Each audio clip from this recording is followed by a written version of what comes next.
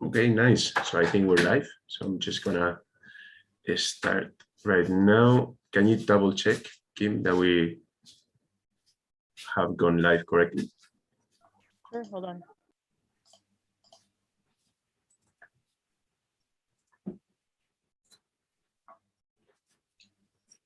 Yep, you're live on YouTube. Okay, that's super nice. Hello. Okay, nice. Well, then welcome to Office Hours, session number 136. I'm going to be presenting this one today. So I'm your host. I'm going to be answering questions, and we have a bunch of questions by member Ben. So thank you very much, because he's come here to CoCreative.com, CoCreative NoCode.com/requests, and posted them here. So we're going to be looking at things like how to hide the scroll bars, best practices for workflows, and responsiveness. And if you want to join us for our complimentary office hours, just let us know. You can DM us, or you on Facebook, on Twitter, wherever you see this, on YouTube, and then we'll just send you a link for you to join. We do this 7 times a week right now. And yeah, it's usually 2 or 3 of us, but today we're doing European hours, so 11 a.m. Spain, where I'm based. And that's why it's just me together with Kim. So let's get started. By let's get started, I mean, let's figure out how I put this correctly. Okay. I'm gonna stop the video to make sure that the live stream goes well. Yeah. Okay. So which one should we get first? Probably the first one, right? Hide scroll bars. How to do this? Yeah, whichever you up to you. So the problem with the scroll bars is that they are really ugly, right? Especially Windows. Are you using a Windows computer or Apple? Apple. Apple. Okay. Well, if you saw my scroll bars, then imagine if you think yours are ugly, then that would be crazy. So So here I prepared a repeating group and then some text that we're gonna use to hide the scroll bar. Okay. But first, let's just look at how it looks with the scroll bar, because I feel your pain. Yeah.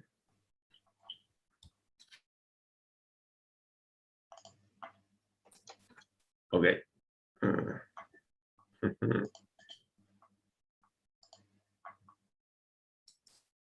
Anyway, yeah. So with this, what we're gonna be doing is I'm just waiting until this decides to load.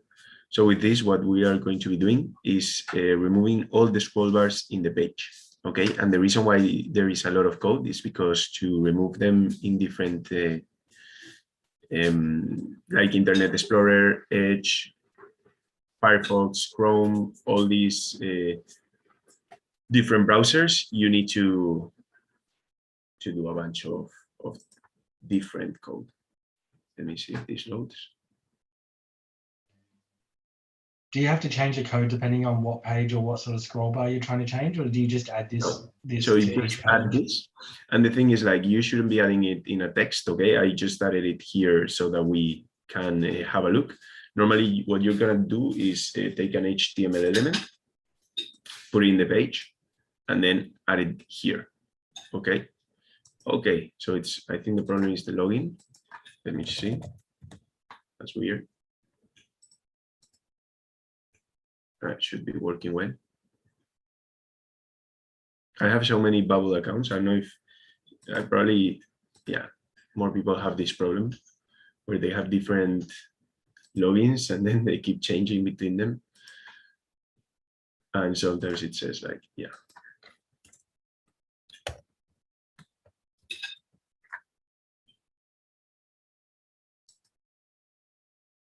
Okay, that should work now. Is it gonna let us?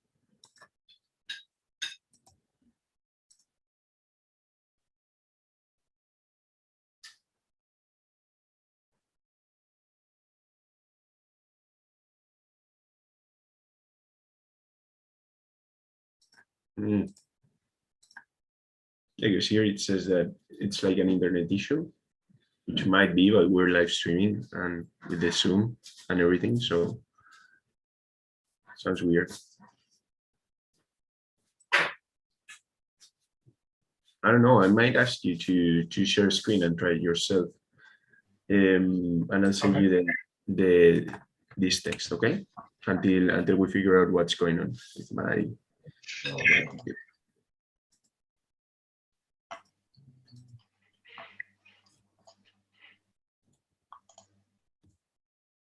Let's try before, like with a normal repeating group, so that we see the scroll bar, and then we're gonna remove it a couple different ways. Okay, I'm just setting one up in a Scratchpad, so you can see it.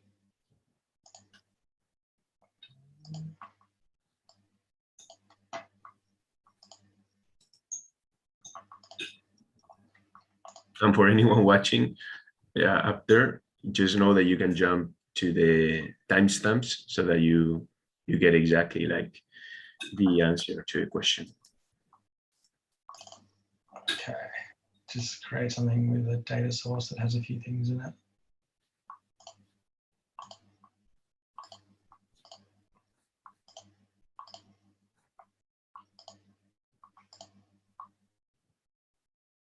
Yeah, and I think if you preview this, you will see the scroll bar still. Like even if there are no elements, I'm not sure.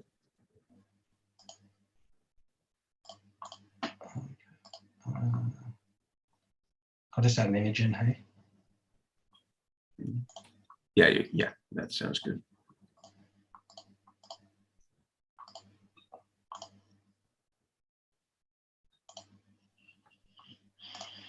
Sorry, I have to do this. It'll annoy me otherwise.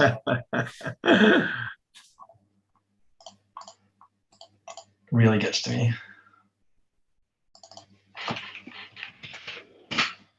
I'm the same. Like even if I'm doing just like one simple example, I still need it to look decent. It's somewhat decent, right? Not, it doesn't have to be perfect, just somewhat usable. Okay, there's our scroll bar. Yeah. Well, so what you're saying is we need to get a HTML element. Is that correct? Yeah, and then copy the text that I've given you, and you can place it wherever in the page. You know, it's not going to be visible because you can make it 1 pixel, so one width, one height, and then just paste that text. Yeah.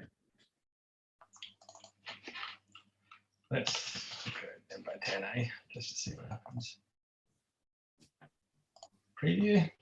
Now we're gonna have an issue with this, and you're gonna realize very soon, which is that we don't have a scroll bar over there, but we also don't have a scroll bar in the page. Ah.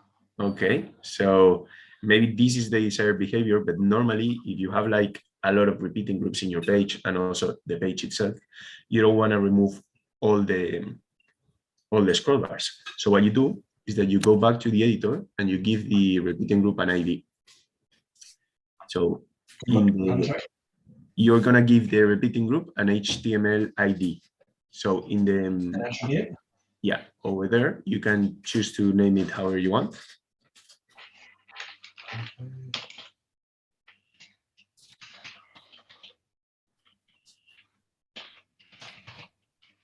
No scroll bars. And then in the HTML,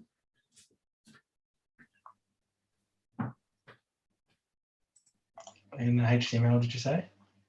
Yeah, in the HTML, you're going going to find it now. You can do it in the elements tree, or you can do it up next to a page. You search, over there.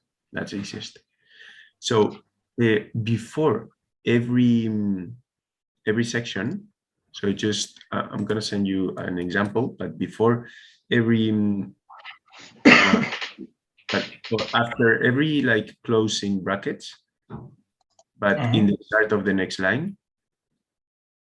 So at the start, like here?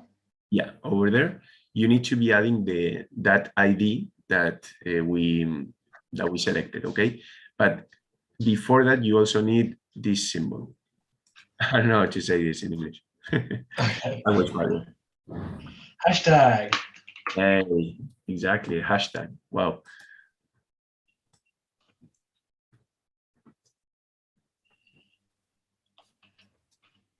Got a question in the chat, Pablo. Yeah. And I was thinking like we should be able to put that in the screen. But Lien Turlaja is asking for us to put the script for know the scroll bar in a Facebook comment. So we can definitely do that, right?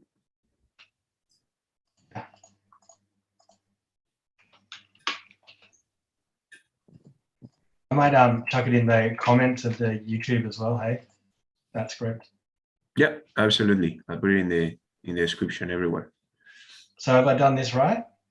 Yeah. Or does it need to go in this one as well or not? Oh yeah, no, it needs to go in the not in that one, yeah, and also in the third one. In the third one. Here? Yeah. Before the first bracket. Yeah. Oh, sorry. No worries. So like there? Yeah. And also in the first one, yeah, as you were asking. In the first one. So Same as before. Yeah. No, same as before. Before the two close. No, before WebKit scroll bar. Yeah. before the colons there? Yeah, exactly before the columns. Yeah. Okay, cool. Nice. And So what's this doing then? Is that's pointing to that then, I'm assuming? Exactly. And I think we're missing one before WebKit scroll bar. So a little bit down below, a little bit below, over there. No, go up one. Here? So normally what I do is that I take this code, and since I have it copied, okay, and then I can just find and replace, and I replace them all at once whenever I need to do it with just one repeating group or two repeating groups. Gotcha. So if we had multiple repeating groups on a page, how would you go about that? Exactly. You would need to do it with each one. Okay. So you would do hashtag the first one and then hashtag the second one? You would do it, actually, that's a very good question, because I normally do it with all my repeating groups. So I'm just going to try to do it with a couple and see if, because when I've done it with two, what I've done just to be super fast was find and replace and copy the text again, Yeah, I don't know, like, because I'm not like an HTML, I don't know a lot of HTML, so it's possible that you can just like separate the IDs by a comma or something like this, Yeah. Should I preview this and we can check it out? Yeah.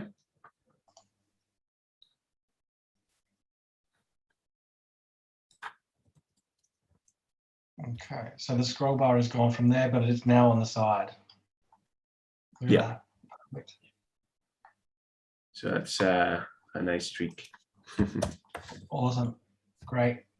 And I don't know if, yeah, something else that I was going to say. Yeah, this is very useful also because, okay, I'm sending the HTML to Kim. Yeah, because normally you want to use the vertical scrolling repeating group. Like there's also the external vertical scrolling, but it's, which I imagine you have used a lot of times, that has no scroll bar. But the problem is that you have like 1,000 items in the database, they keep loading, and sometimes you just want a very, like a small part of the page to be occupied by the repeating group, right? So definitely this is useful, yeah.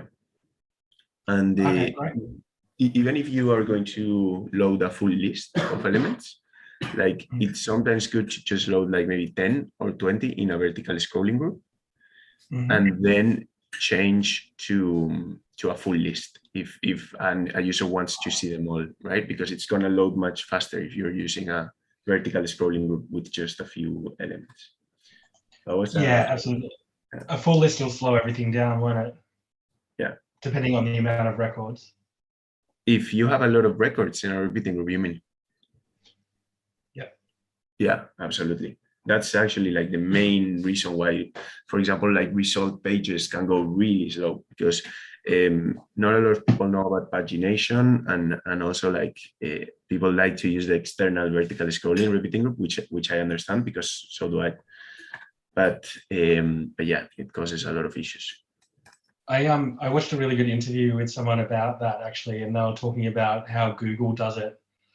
And they were saying, you know, even Gmail only loads, 20 records at a time. It doesn't have a full list of your 1,000 emails that you have. They load a certain amount at a time for speed. Yeah, and they even take like a while to load the page sometimes. So if Gmail does it, like we shouldn't be trying to load 100 or 1,000 or 10,000 records at once. Yeah, definitely. Okay, so should we move on to the best practices for workflows one? Yeah, sure. I think this one is pretty interesting. This is one where, and I think I can share, I'm going to try to share a screen. Let's see if it works. Hopefully it will. Okay, cool. I'll stop sharing. Let's see. Because I want to show you like a few examples of things that I've done, because I'm not like super organized with my workflows, because I have like some simple just conventions that I use for myself, but I'm going to give you some ideas, okay? And the first thing that is really, really important, and that is going to make a huge difference in your app, is just that whenever you have a workflow, and I'm going to open, which app should I open for this? I'm going to open an app with AirDev, because some of those, with Canvas, the Canvas template, because some of those have like so many workflows that you really need to organize them. Because the template already comes with a bunch. So when you start adding more, that can go very crazy. Yeah. I'm going to go to the backend workflows tab.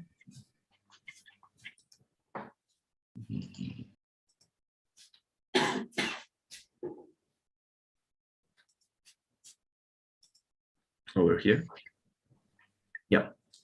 So, for example, all these API workflows, of course, have the name of the API workflow, but sometimes, like the API workflow name is going to be very long, and then I'm going to have like a very short one, or just here, in order to be able to, at a glance, know exactly what I'm doing. So notifying a company, notifying a customer, notifying a customer. In this case, if company location changed, so that this is the first thing that I see. So this is something that not a lot of people know, that you can actually change the name of the workflow and it will show up here. And this is like the first thing that I do to organize my workflows. I don't know if you do it already. Maybe don't. No, mine are really just all over the place. No folders, no color. So definitely I would do it. Okay, if you have something that you want to imagine, like this is a very good name, but let's go to admin, for example, and let's see these workflows. I think I haven't changed many here, because most of the workflows were already created by the, so all these workflows, obviously not understandable. It's really hard to know. So, but if I create one, the first thing that I will do is choose a different color. Okay, and I'll keep all these green probably, and just add a comment. Okay, so I probably to the first one. Oh, come on. So yeah. And then here I will just like explain what each color represents. Okay, so cool. In this case, green would be like workflows that were already here, already here because of Canvas. Then I might choose like orange for my own workflows, and then I might choose like a different color for custom workflows or something like this, right? But it's like the simplest way to do it for me, like just separating the workflows that were already there and that I don't need to touch unless I want to change them, from the workflows that I create myself. And apart from doing that, adding the comment, okay, and naming them, mine, not these ones, because sometimes you gotta keep the name for the reference, if you're looking at something in the manual or something like this. But I always name my own workflows. Then there are like more levels, and I know that some people are really, really organized. So what do some people do? And I'm gonna show you a different app where I was a little bit more organized. I remember. Yeah, it's this one. So in this app, I have an account page, and it has 4 different tabs. It has login credentials, subscription, navigation, and profile. And in this case, it's not like super organized, okay? But I remember the credentials, the conventions that I follow is that the gray ones were just the navigation or opening and hiding pop-ups workflows, okay? So things like, one group, main nav 6 is click, trigger navigate tab, trigger mobile toggle, okay. So all this, it was already here from the template, and it's just navigation stuff. But also things like cancel. And this button, for me, it's really useful to know that it's not actually doing anything. It's just showing or hiding a pop-up. Yeah. If I click downgrade, I want to know if this button is actually downgrading the user or it's just like showing a pop-up. So in this case, because it's gray, I will know that it's just showing the pop-up, and it will be very easy for me to actually know that it's this other one, that it's actually triggering the action, right? Gotcha. Or this other one, like that, or this other one in this case. Yeah, actually. Now, apart from this, you see that I have different like brackets in the name. That's also an idea that I've sometimes used, which is that if I have a lot of different buttons in a page that have the same name, I differentiate between the ones that are in a pop-up, and I also write in what pop-up. So gotcha. when we go to this element, you're going to see that this button is called confirm, and then PU, which is what I use for pop-up, and then it has downgrade subscription. Okay, but just like having this PU is going to be very useful, because then you know that you're not doing clicking another button that it's in the page. Okay, especially if it's something like submit or save, something that you could find in the page, because confirm is something that you would find in a pop-up, but then there are some other that can be confusing. And what I have here is, apart from very simple colors, so gray, and then red for deleting actions, purple for like more neutral actions, like adding a card or changing a card, and then green for like, like, I don't know how to say it, but probably like, good actions that you want the user to take, like, I don't know, like subscribing, right? But also for like actions that end up workflow and they are not deleting stuff. So just like updating an email, resending an email, saving changes. This color coding is super simple. You almost do red for negative, green for positive, yeah? What? You almost do red for negative, green for positive, is that what you're saying? Normally, but not always. What I'm just trying to show you like a few different ways, okay, that I've actually used the color coding, okay? Yeah. And if I use this, I always have, if I use like that type of color coding, I always have like folders, because here we only have like a few greens, a few reds, but once you have like, I don't know, like 15 of each, it becomes useless. Like you're trying to find something and it's super hard because you will still have to look between 15 workflows. I mean, it's way better than 100, but it's still a lot. So what I do is I have different folders, and the folders, and this, I always do it like this. I organize them by parts of the page. So if you have a part of the page where the user is figuring out their subscription, then it's going to have all the workflows. If you have another tab in the dashboard or in the page that is the profile, it's going to have the profile workflows, login credentials, login credential workflows.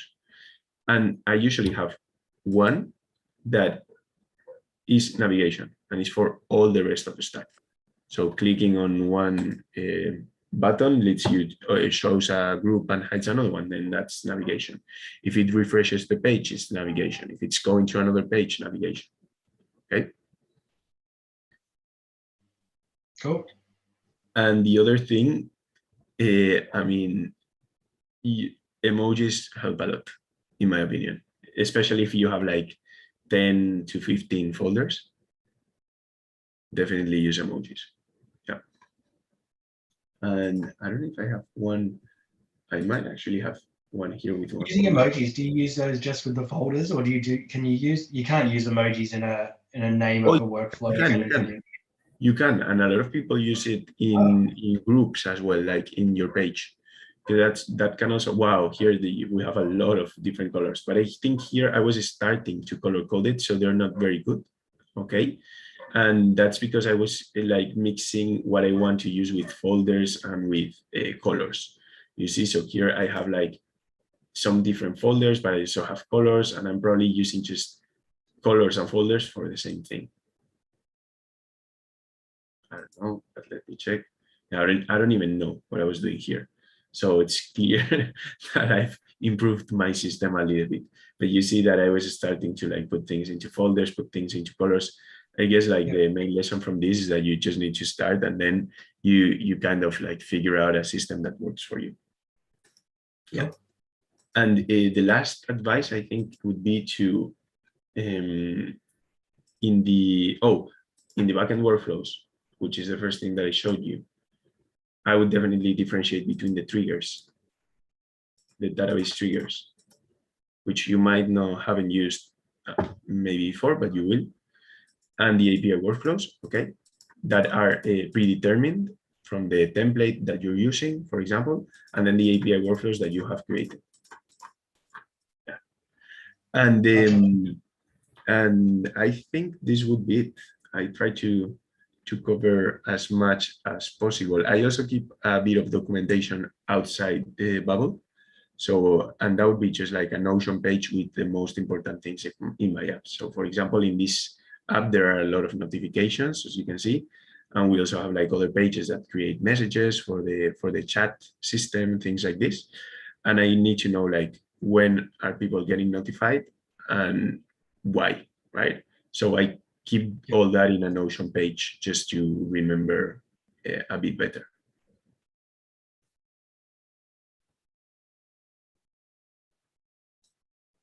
Cool. Okay, awesome. I'm gonna change the screens. Let's do another one. Hey, Callum. Oh, hi, Callum. Hey, you're right. How are you? I'm good. How are you? How do you organize workflows? How do I organize? Oh, mine are just, incredibly organized. I mean, just look at all the organization here. Just every. It's still going. It's still going. I did put a couple of colors. There's a couple. I don't know why they're blue. Okay. But it's a start, right? There's another one.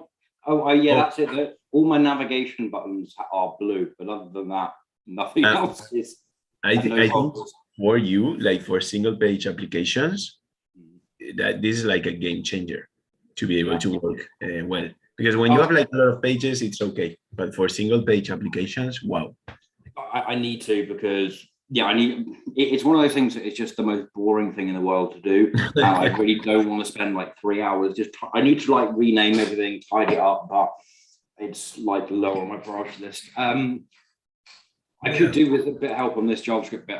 It's exactly what we were doing before. I've got the multi-file uploaded there. On click of that to trigger the JavaScript. Can we just go through what the JavaScript is for it? Oh, and the ID for the element is upload 1, 2, 3, 4. Okay.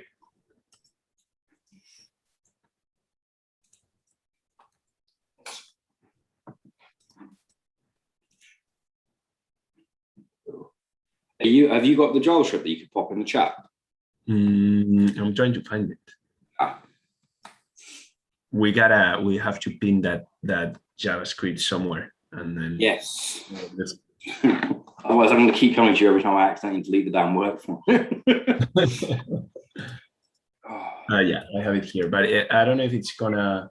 Like, it's probably not gonna be exactly the same, but we can try it. Like the most important thing is so let's do something. Let's open the page.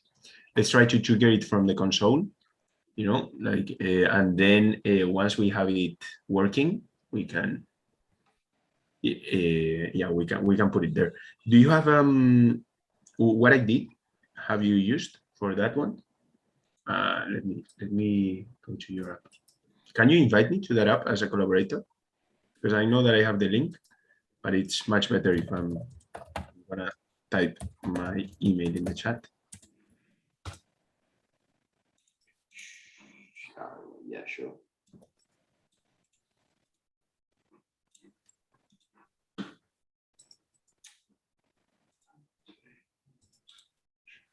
Oh, hopefully I will be able to share my screen, because like before, my computer decided that, yeah, there's not enough bandwidth. I mean, it worked now for the folders, but it didn't before for like they're removing the scroll bars thing. What do you think about the scroll bars in repeating groups? It doesn't bother me because I'm on all my stuff's on mobile, so I never see it. That's true. That's true. But yeah, it is ugly as hell, the scroll bars. I know we did it on the other session, didn't we, about how to get rid of them and like format them with the CSS, but no, I never have a problem with it. Okay. So have you seen so someone mentioned it the other day in the AirDev Slack channel, and I haven't been able to not see it since. So you know when you click on it, it triggers a pop-up. There's a loading bar that goes down the bottom of the screen. I'd never noticed it before until someone mentioned it, and now I can't stop seeing it. Do you know that I haven't noticed it? You will now. You will now. I'm gonna hate you from now on, as I keep seeing it. Oh, yeah, I didn't notice it at all until someone mentioned it, and yeah, I think your eyes naturally go to the middle of the page where you expect it to come up, but now you're expecting to see it at the bottom. Yeah, you should have the invite to, yeah.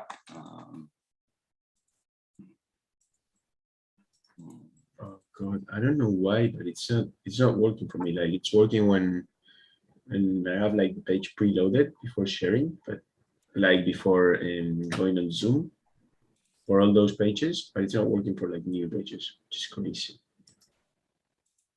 I think we'll just have to do it, like at least for now, we'll have to do it while you share screen. Yeah, sure. So work out what's going on there.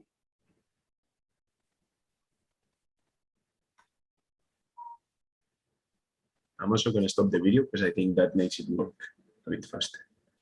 Yeah, I need to do it with the console, don't I? I'll turn mine off as well.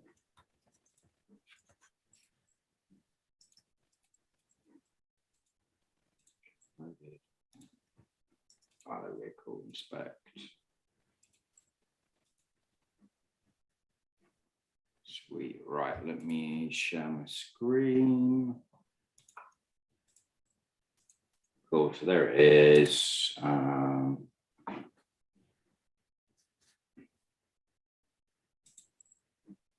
There's the file uploader. Okay, it's that one, right? So let's try to do the document.getElementById in the console. Can you just drop that in the chat for me? Yeah, absolutely.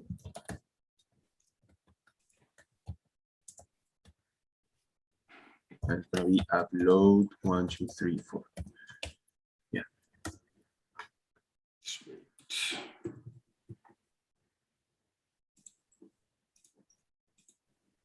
Cool. And then no, but let's try it in the console because it's going to be much easier to make tests over there. And once we have it figured out, yeah. So now we know, okay, this the div class is going to be the same. If we do that same text, and to get the text that you just pasted, you can either click the app keyword, not keyword, arrow, you know, in your keyboard, in your keyboard, yeah, and then put .click and parentheses. So you're gonna have to write the same, but parentheses. So if you hit the arrow again, it's gonna show up. Yeah, and then parentheses. Brackets. Thank you, brackets. Yeah. Okay. When you click it, it's probably not going to do anything. Yeah. So now what you want to do is do document.getElementById, and instead of click, we're gonna do children, as we did with the other So, so what am I deleting here? Am I deleting up to there? Up to the point. No, up to the first. No. You're still gonna get upload 1, 2, 3, 4, and you just wanna see what's inside there, So you're gonna do .children instead of click, because clicking is an action, but we're gonna do that action once we find the children that we want. So this is an HTML collection, and in order to access it, we're gonna use the same thing that you just used there, but .item. So .children first, .children, and then .item. Because that's the thing, like you keep like concatenating these things, right? And instead of just item, we're gonna use item and in between brackets a number, because this is like an array. So you're gonna have to access the item that you want. Like that? Let's do, for example, the first one. Yeah, let's do 1. Let's see what we get. If there's nothing, let's do item 0. Okay, so we're gonna keep trying to find what's inside here, because this is still a div, so we're not gonna be able to click. So this is null. So because it's an array of only one element actually. So it should have more than one, but it's like a list of one element. Okay, so let's do 0. We did 0, didn't we? Yeah, and now after that, we're gonna do again children, because this is a div class, just like the first one that we had. So .children.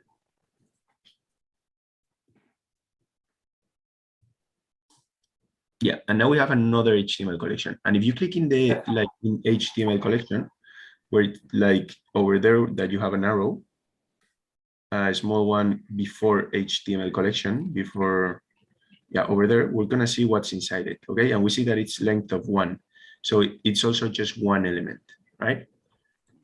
So I guess we could try to, again, do like .item 0. And maybe, by the way, maybe if you're watching this and there is a better way of doing this, please let me know, because this is how I do it, but I'm not sure if it's the best way. Okay, and we're gonna try to find a button again, but it's proving a little bit difficult. Let's go up and see what the first div class looked like.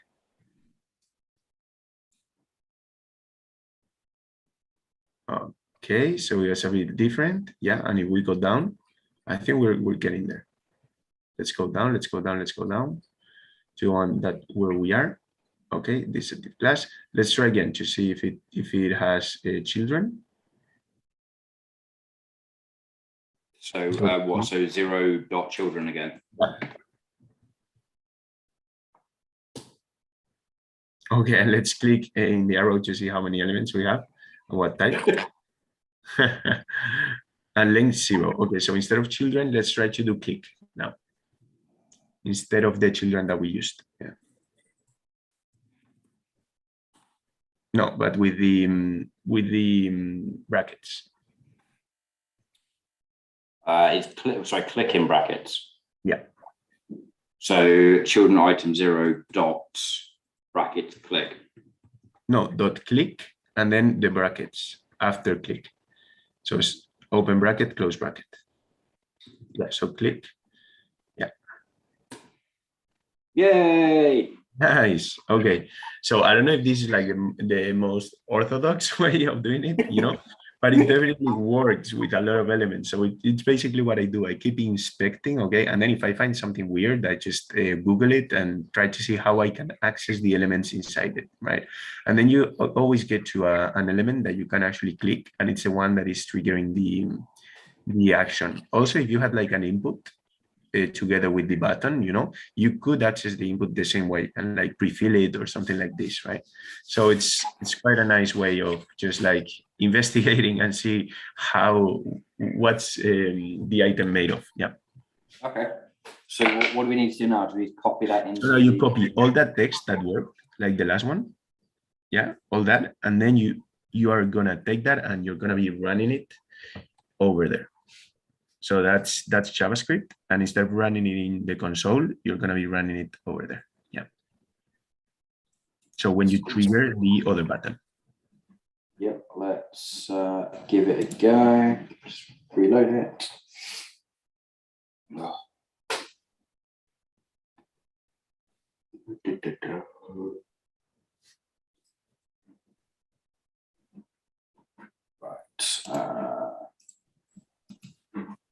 so that.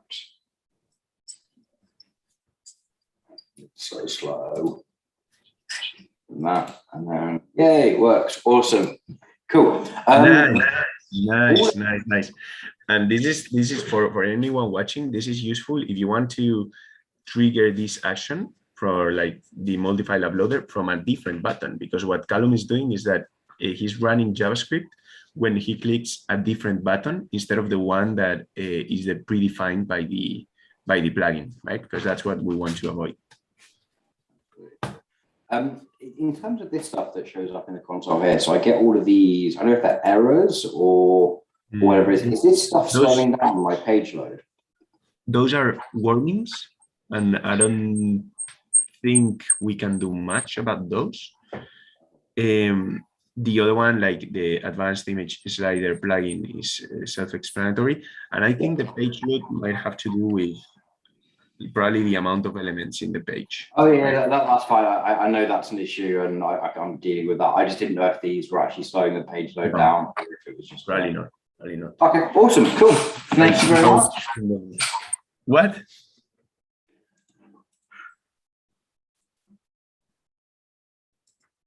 Okay. Awesome. I just saw that that Lien had asked another question in the Facebook group. So thank you, Kim, for sending it over. So she's asking if Canvas is already to use template, and that she's curious about the best practice for keeping documentations. And those are two very good questions. So Canvas is a template, yeah, and it's ready to use. I'm going to show you how to use it.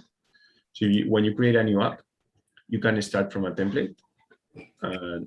I don't know if is it going to show up once I decide, because it normally shows up. Huh. That's weird. Okay, I'm not sharing my screen. Yeah, I'm going to share my screen.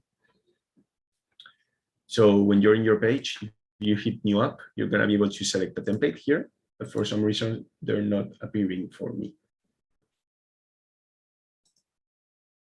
Let me see. They do normally appear here, right, Callum? Yeah. Have you actually got any templates installed? Maybe that's why. Yeah. Oh, no, because I'm in a different account. That's completely true, which is funny because I'm using the AirDev account, but since I always have the app ready from the designer, I don't use the Canvas template here because I don't really need it. I use the Chrome extension, right? But I can show that. Like normally you would just choose the Canvas template over there. And now after you have it installed, which, by the way, to install Canvas, you can just type Canvas template or something like this, or Bubble. And then you'll be able to find it, right? The Canvas-based template, and install it. So you just hit use template, and Canvas has a free version and then a premium version. And depending on which one you use, you can choose to implement different pages or layouts, or just like small parts of those layouts. Callum works at AirDev, so I know that he knows this. Just for whoever is watching, since Lian asked this, I think it's interesting.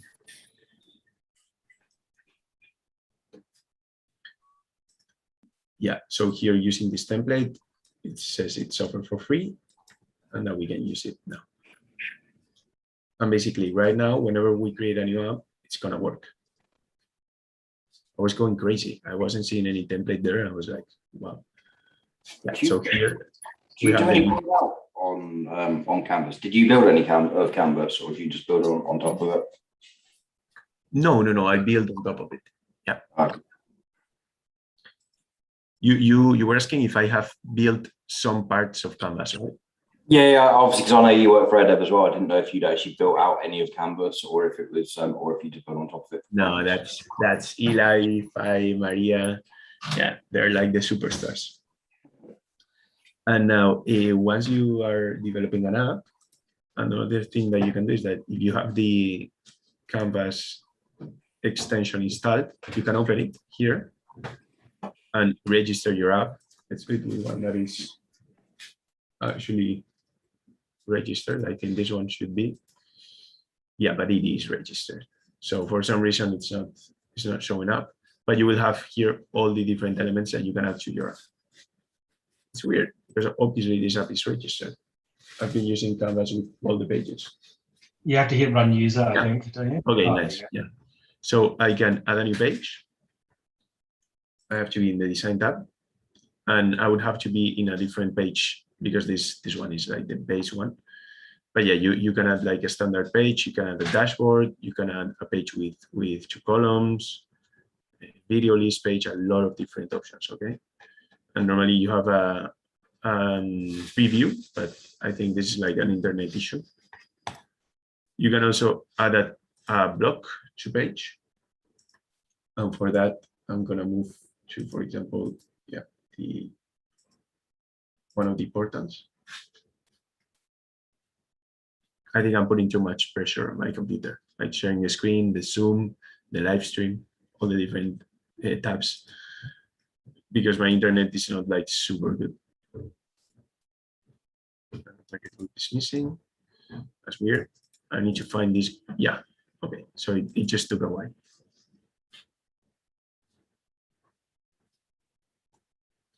And you can add all these different blocks. Okay. Then normally you have a preview, and now it's taking a while to load to the page. But yeah, it's pretty useful actually. And it's a good way to create responsive pages without much effort.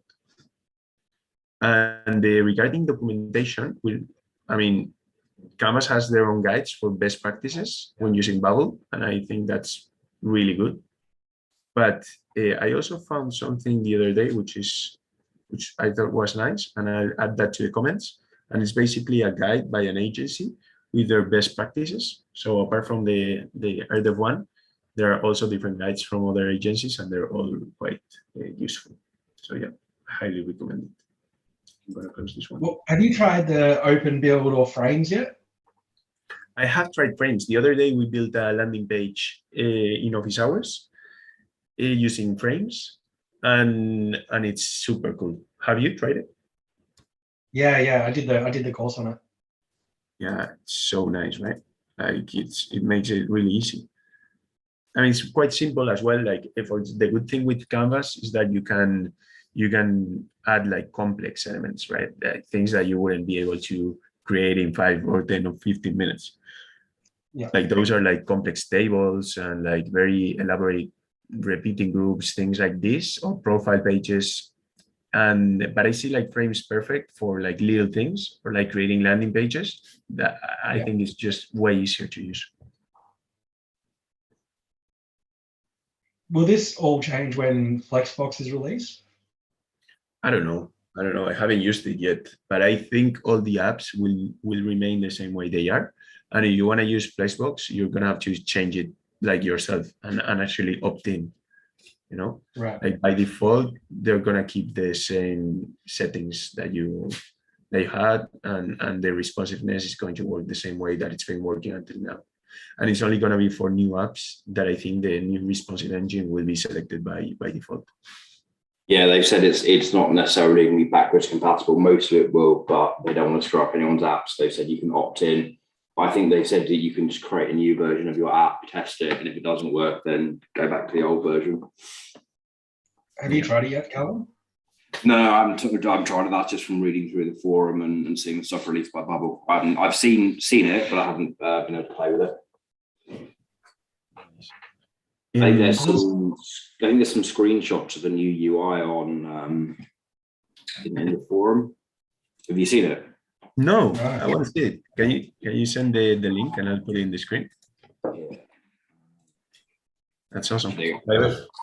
Ben, have you able to because I have like 10 more minutes. I wanna cover at least one more question. So Ben, have you been able to access the elements under the floating group? Because yesterday I was trying, I think I was able. I just like sent this group to the back and it let me access the data under it. But I'm gonna try again, just make sure that it's working. I just put it in the chat, by the way. Awesome. Okay. So I'll open that right after we work a little bit on this.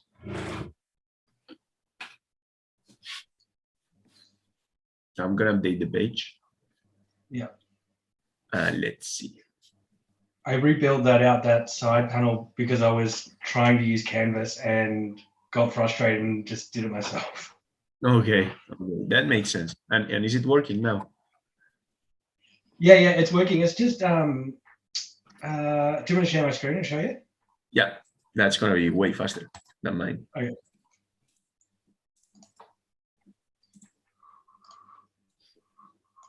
Cool. Okay. So the issue that I'm having is, let's go back to the application. Sorry. Preview.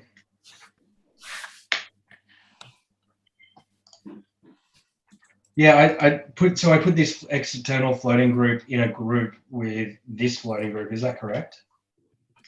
So this floating group, which is bigger, right, and has the group inside it, it's grouped with this, or is the other one grouped inside the floating group? No, they're just grouped. They're two separate floating groups grouped together. I don't know if that's gonna work very well, but I would have to try. I guess it can. Like this. Okay. So that works. The problem I'm having is, and it looks great. I can't access any of these because that group's over the top of it. Yeah, that's so I can't access anything that sits under that. Oh, that's weird. And can you send that whole floating group or group to the back? You know, like if you go to your editor. I can. The issue that I'm having with that then is it sits behind this gray out that I've done.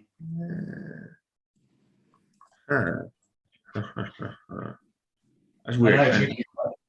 And if you do step by step and you try to access something behind the group, it's not there. It's like I'm trying to access that group. It's like I'm trying to access this with nothing in it. But you're hiding it actually, right? Or not? No, you're not hiding it. You're only hiding the floating group. Yeah, that's the issue. I'm only hiding the floating group, not the group. Yeah, that's the issue. That's the issue. So I think you cannot group them together then. Yeah, that's gonna be the issue. So why did you group them together in the first place? To keep them together, right? To keep them together. Otherwise, this floating group just kept on going like AWOL all over the place.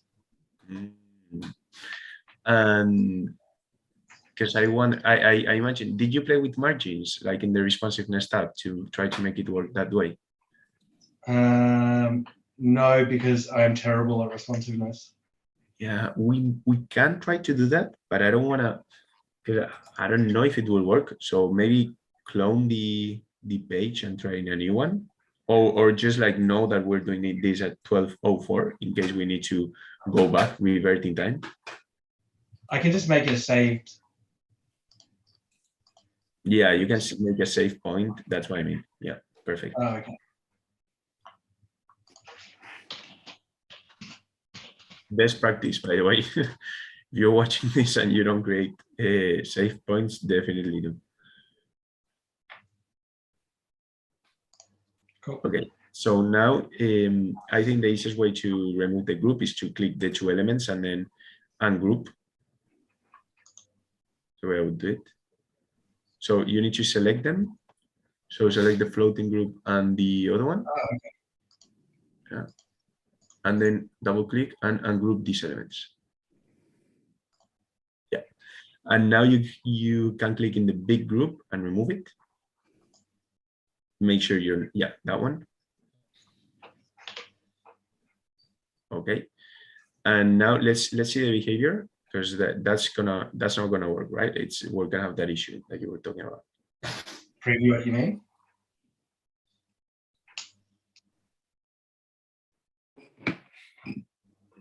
Is that what you want me to do, Pablo? Yeah. Because I want to see what happens now.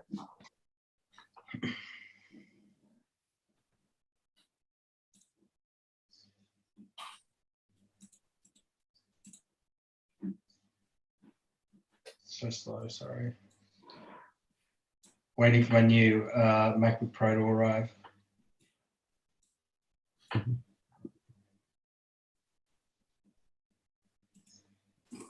Oh, so I just saw like what like oh yeah, so it's showing up a little bit. Okay, so that's interesting. I don't know if we're gonna be able to solve it. Oh, let's try. So let's check in the responsive tab. No response for sale.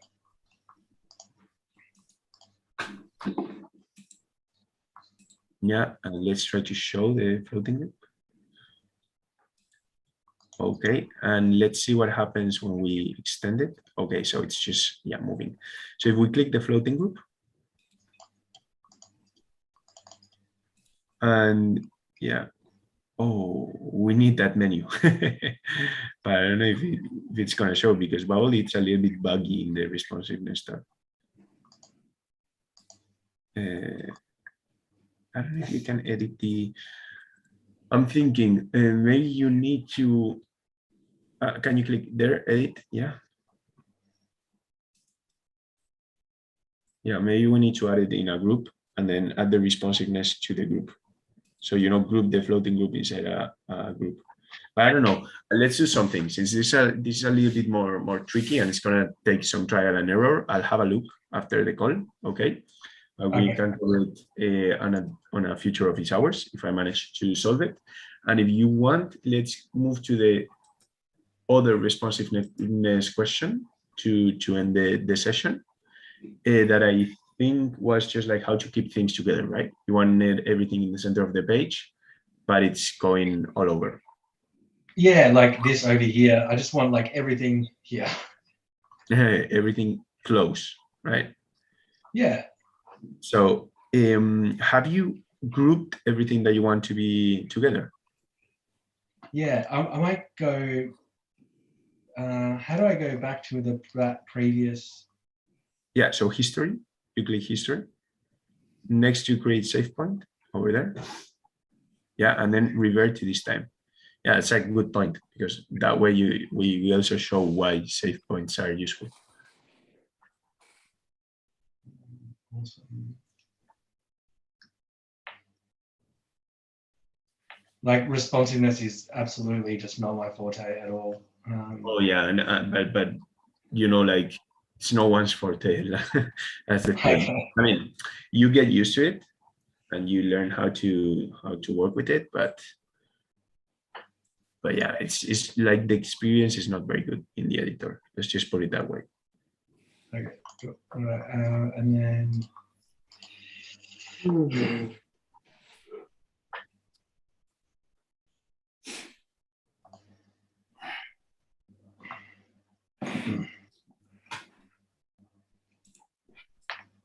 Callum, do you have any other questions before we? Nah, all good from me. Okay, nice. I saw the post that you sent, and that is that from like March 2020. But I don't know if we should show it, because we know that now Bubble is not going to go with that full editor redesign, right?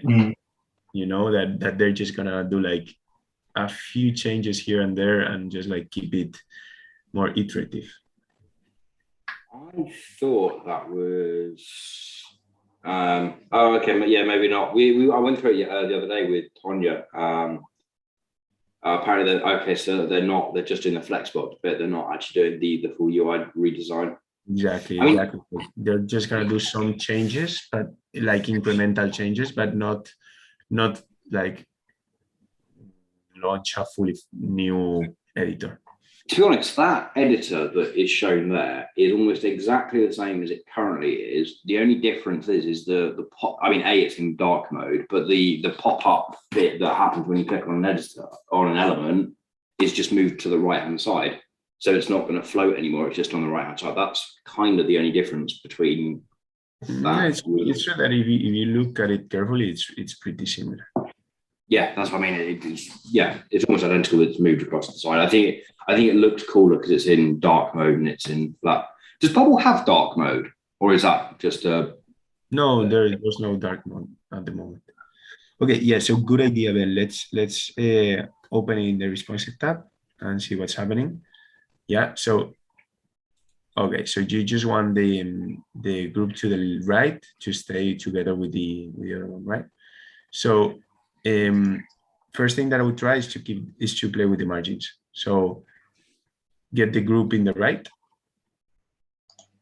Yeah, and make sure you're selecting the highest parent. Okay, and that actually has the fixed margin to the left. That's interesting. But it has max width. Okay. Follows margins, grab. It's usually like a lot of trial and error as well. Can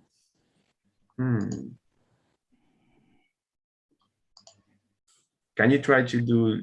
No, that's not gonna work. Because the easiest way would be to just like put a maximum width on the whole group that contains them all, but maybe you wanted to expand and only but keep the right group together, right? But if you put a maximum width to the big group, it's not gonna expand up to a point. So that's not gonna go to the right. I don't know if that's good enough. I just don't understand why it wouldn't work. I spent a couple of hours on it, and it's set up the way I think it should be set up, but for some reason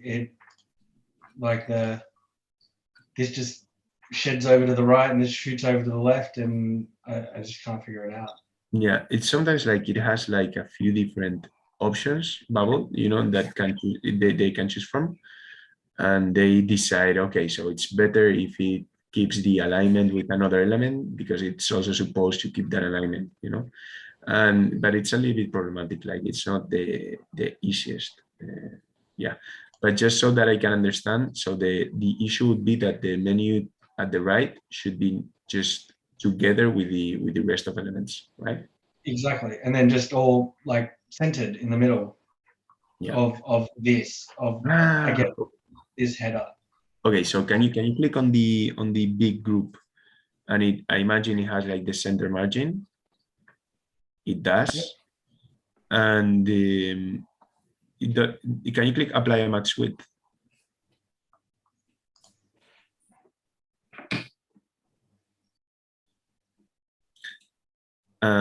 But it's moving it. Okay, I know what's happening. It's moving it a lot to the right because it detects the group with the floating group in the left.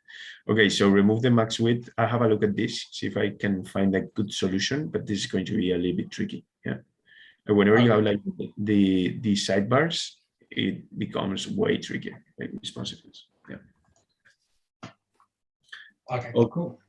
Okay. So yeah, I'm looking at the rest of questions. Yeah. Okay. So I think we covered a few, but we definitely still have more content for the next day. And yeah, if you're watching this and you're an office hours member, make sure to add the question over here, and we'll try to get it to as many as we can on Monday. I'm gonna have a look at them during the weekend, and yeah, see you very soon. Thank you very much, Callum and Ben, for attending. Hope that was informative and at least a little bit helpful. And yeah, have a very good Friday and a very good weekend, depending on where you're based and when you're watching this. Thanks for your time, Pablo. It was a great session. Appreciate it. Thanks, Pablo. Bye. Bye, you guys. Bye, Pablo. Bye, Ben. I don't know how can I'm trying to stop the the recording, but it's tricky. Oh, hold on, I think I have to host you. Oh, it's because you have the hosting. Yeah. I could Now spend I gotta look for how to make you host now. I got it. 1,000 hours, yeah, and I